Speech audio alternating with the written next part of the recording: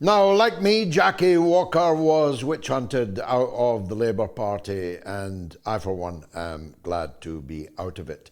20 years now, 21 years I've been out of it. She a little less long, but she has never stopped fighting for what she believes in.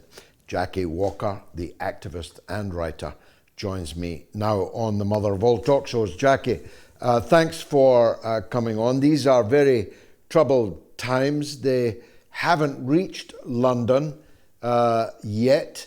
We can't be certain that they won't, but in the northern towns that I know so well, the situation is very grim.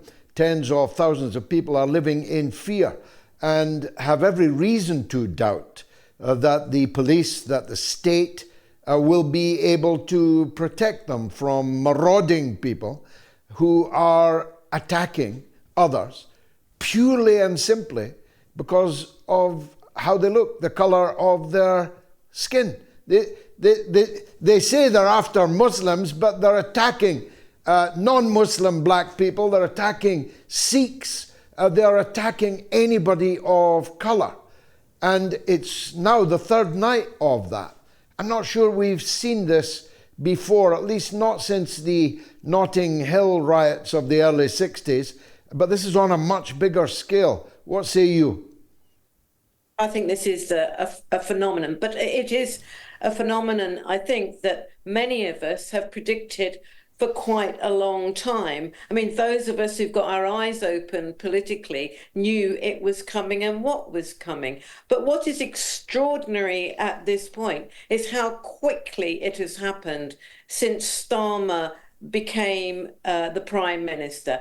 And what is stunning is his lack of response. And the fact that when it did come, 3 days really after it all kicked off, it was in a way so weak. He still can't really bring the words racism out of his mouth. He certainly can't use the word term Islamophobia because he himself and his party and his spokespeople have been actually stoking this fire that threatens to consume so much of what we should find valuable about British culture. It has been the most miserable performance. I mean, not since Liz Truss and the famous lettuce, which outlived her premiership, has there been a more unimpressive response to basically an unprecedented level of racialized violence, which then became terror with the fire that was started in the hotel in Rotherham. I mean, you would think that Starmer would at least have been advised to get on the television, not on the third night with his bags packed for his holiday and his mealy-mouthed monotone, which neither pacified the rioters, the racist thugs, nor reassured the people who are their victims. I mean, this is when we see the true caliber of this person and his real lack of experience and the awfulness of the group of people who are advising him. They haven't got a clue. And they haven't got a clue about what they have started. Because, you know, what's happening now, quite rightly, is that many people in the minority communities, and this is not just about Muslims, by the way, are now saying we need to get organized to defend ourselves. And also, everything that we saw from the film that was going on in Rotherham and in other places seemed to show that the police were actually outnumbered. I mean, what is going on here? And you cannot believe that this would be happening if the actual focus wasn't people of color and Muslims. There would have been something done, because what you have here on show is the structural racism, not just behind the political class, but the media class in Britain. So how it's being reported in Britain is this two-sidism, you know, that you've got protesters on one side and protesters on another side. What you've got are fascists who are trying to burn people to death, who are smashing people's homes, who are smashing people's cars when their families are in it, who are beating up people and are stabbing people. That's what you have on one side. And on the other side, you have minorities who are the victims. And yet, the media is still reporting it as this two-sidism. It's totally, utterly shocking. Actually, the BBC described it in a bulletin earlier this evening as pro-Britain protesters, which is a new twist on matters. You're too young to remember, of course, but I faced phalanxes of police during the miners' strike in 84, 85, much bigger police than we nowadays usually see. And my impression was the same as yours. Here are a few hundred thugs, we're not talking thousands for the most part, here are a few hundred thugs putting the police to flight, hurting the police, harming the police. Where are all the police? And if we don't have enough police to protect our communities, we bloody well better get far more of them very quickly indeed, or otherwise people will have to defend themselves. Then you will have two-sidedness. And then we're on the way to hell in a handcart, Jackie.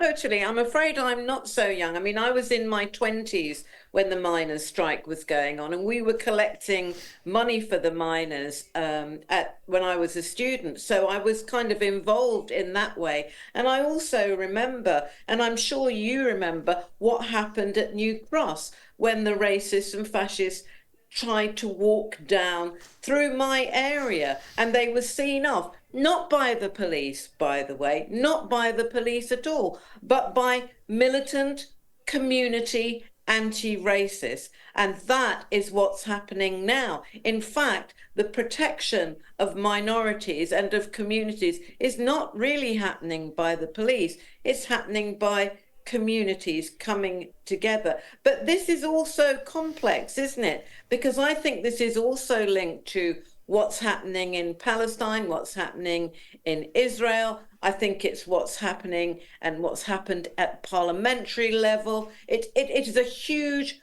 complex issue that's going on now. And we won't see the end of it, even if it was to finish in a day or two's time. Because as we know, another thing that some of us prophesied 4 years ago, I was saying that the black wall, what we call the black wall, would fall, i.e. the black vote that supports Labour would go. And in this election, we saw a third of minority voters not voting Labour. That is absolutely astonishing. And I think what we're going to see now is a real realignment in politics.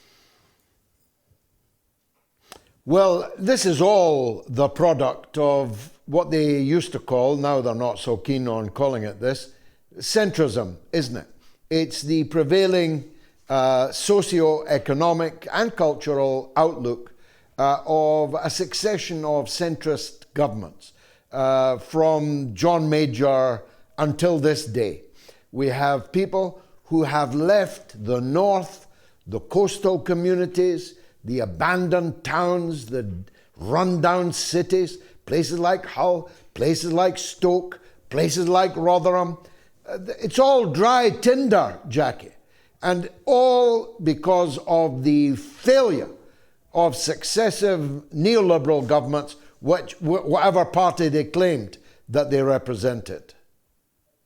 And it's carrying on now. I'm sure you, like I, felt almost sick when at the beginning of Parliament, we saw the Labour and Tory leaders kind of congratulating each other because it was just a handover of power. In a way, we have a one-party state here because economically they kind of agree, socially they kind of agree. All of their policies are pretty much the same. All that the Labour Party is doing is offering to give you conservative policies just a bit more efficiently. But what we did see in this election was their lowest popular vote for a government that's actually in power. And that's why I'm saying, I think given what's happening now so early, given what has happened recently with the withdrawal of the pensioners' fuel allowance, given what's going to go on financially when they continue these neoconservative monetary policies,